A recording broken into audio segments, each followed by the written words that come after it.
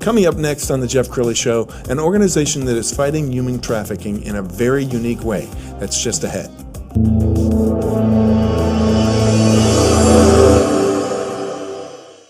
Many are predicting that the worst is yet to come, which is unfortunate, said one person here.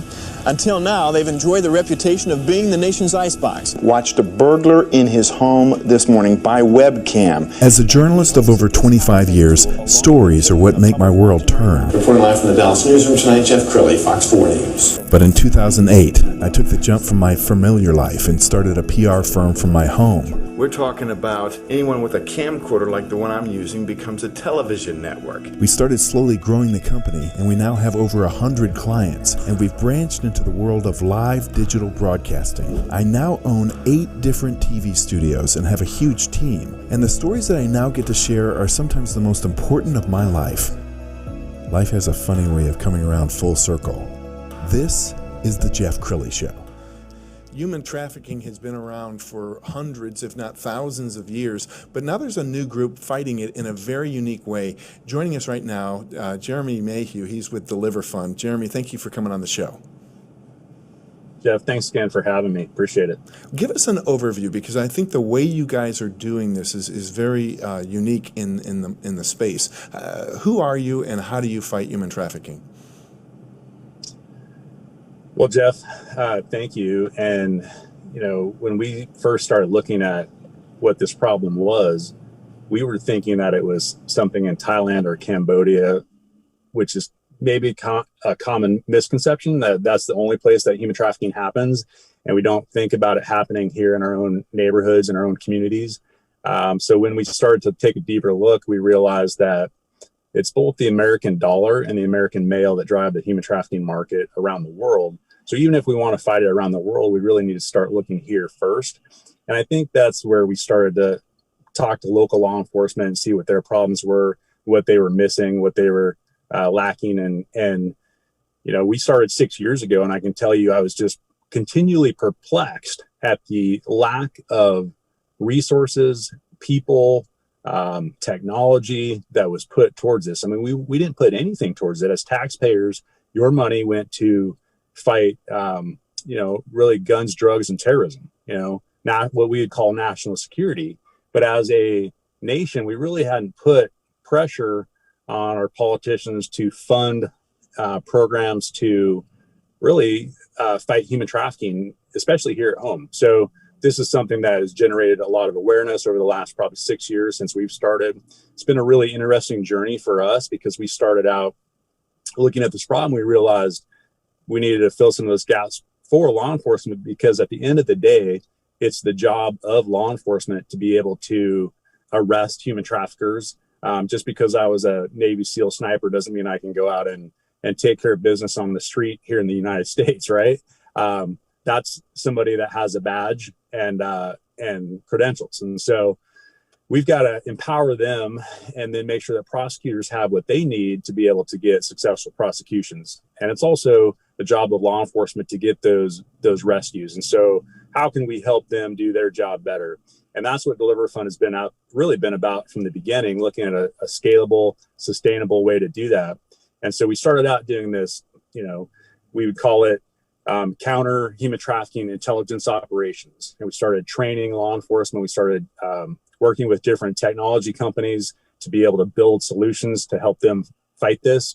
And what we realized very quickly was we needed to really get our own solutions and our own technology. And so over 6 years, we've been leveraging technology to curate data specific to human trafficking. And now we are actually developing technology that is doing this at scale for commercial industries, where we can essentially red flag human trafficking that's happening within probably 5 industries are the main ones we're looking at right now. Yes, and you had been telling me off camera that there's some exciting news happening with DeliverFund. Would you share that? Absolutely. I think that, again, we're in this COVID period where, a lot of, I would say, donors are deciding which foundations or which nonprofits live and die, because funds are very tight and fundraising is always difficult, right? So finding a way to create a revenue source where we have a product that provides a service is a very unique thing for a nonprofit to be able to capture. And this is something we've been working on for quite a few years, but we started with in the banking industry, where we can actually red flag human trafficking that's happening within that industry that already has a regulation stating that they can't have illicit funds in their accounts, right? And there's a should have known clause around that.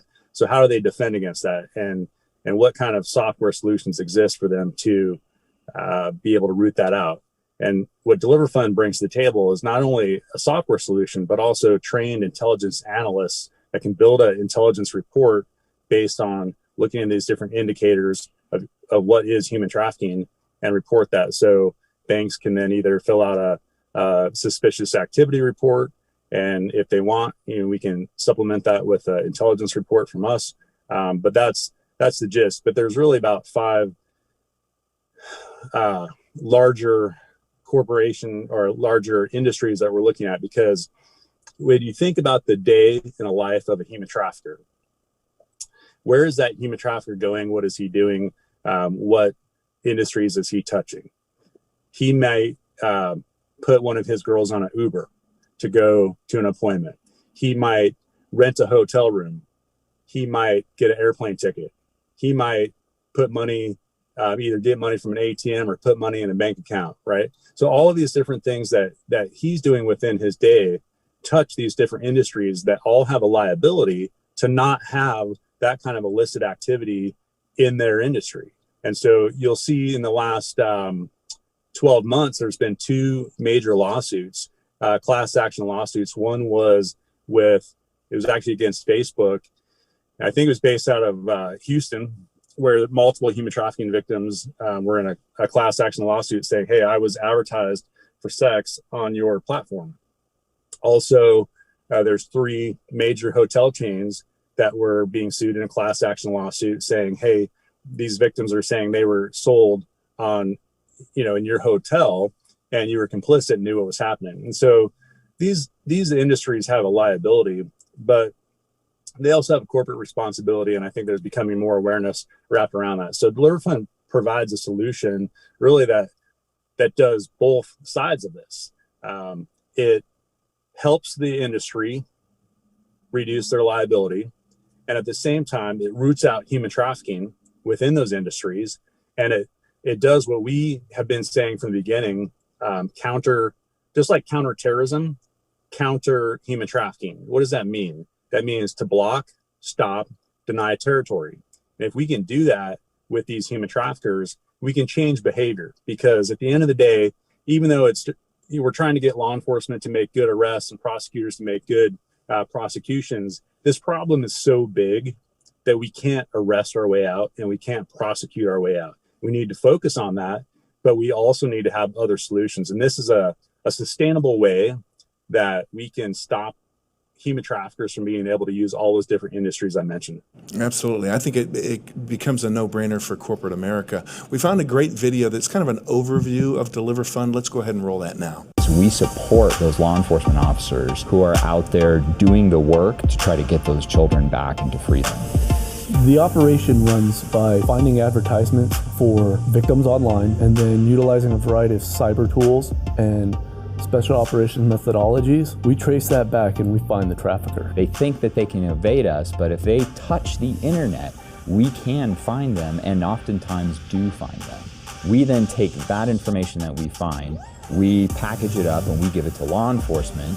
They verify the information that we give them, so then they go get warrants and take action against those guys. We can go and save the girls, but it's much more rewarding to take out the trafficker, because when you take out the trafficker, you don't only save the girls, you save countless numbers of girls in the future. And training law enforcement to do that is the best way to take out the trafficker. Our law enforcement, which is typically underfunded, they are under-resourced, they're undertrained, and sometimes they wouldn't know where to go to begin with. So the state and local guys are actually the ones doing the heavy lifting in the fight against human trafficking, but they don't have any of the resources to be able to go after it as effectively as the feds. So that's where DeliverFund comes in to really fill that gap for law enforcement and aid them so that we can enable them for success. Why is this not an issue that the public cares about? It is a massive problem, and it's one that we need to start taking seriously by putting resources behind it and by actually supporting the law enforcement officers who are going after the central nexus of the problem, which is the existence of a human trafficker. You cannot have a human trafficking victim if you do not have a human trafficker. So removing the human trafficker from the equation is where we should be focusing all of our resources.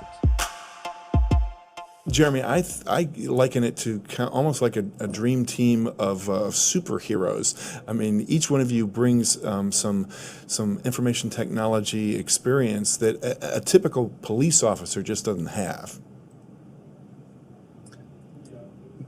So yes and no. I would say like we come from the NSA, the CIA, federal tier 1 places. But at the end of the day, we're still having to create a solution kind of based on those methodologies and those technologies, but creating a solution that works specifically here in the United States. And so we're continuing to innovate around that all the time.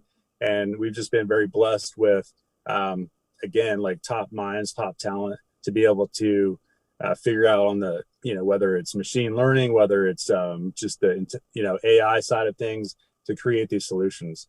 Outstanding. Well, we've got a video of one of the survivors that you helped free from human trafficking. Let's go ahead and roll that.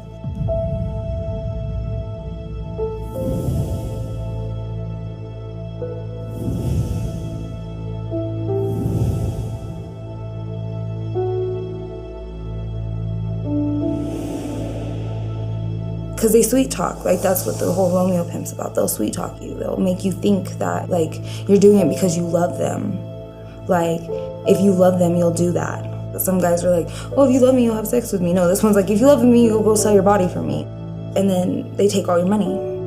They're supposed to take care of you, but it's all a form of control. When I first started working, I would have breakdowns in the middle of a session. I couldn't do it. Till finally, I kind of just separated me and who I am when I'm working. Otherwise, I would go crazy. I would lose it. You numb your mind.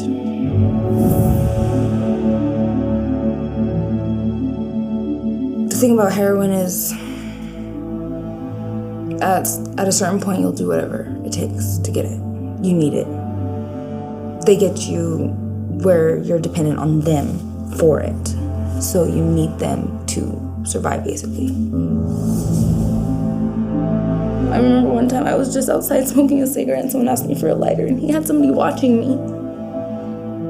I got beat for that later, and it was just because someone asked me to use my lighter. Because I wasn't allowed to talk to anybody. When we went out, I had to tell him my order to tell the waiter. I couldn't look at anybody. I had to look at him or the ground.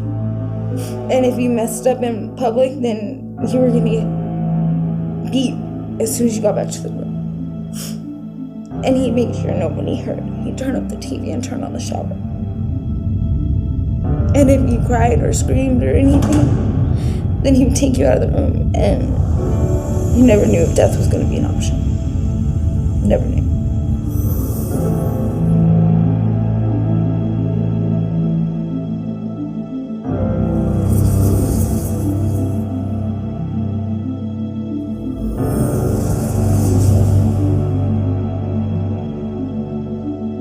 It's an epidemic. It's an underground epidemic that nobody has any idea about. Because when they see an escort or a prostitute, all they think is a drug-addicted whore that lives on the street. They don't think about the story behind it. They don't think about, is she being forced to do this? Does she have to do this? Is she getting beat if she doesn't do this? If I could wave a magic wand to solve this problem, it would just to have all the people that used to turn their heads away from the girls that are on the street corners or on the websites. It's for them to reach out, to look, to open their eyes to see us, instead of turn the other way.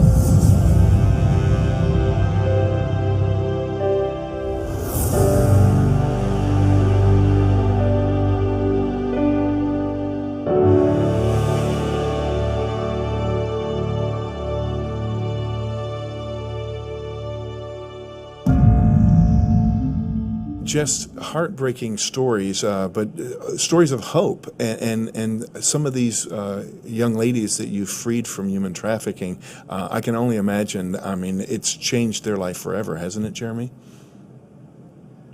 So in that instance of the girl that we just watched, who we call Samantha, it was about 5 years later.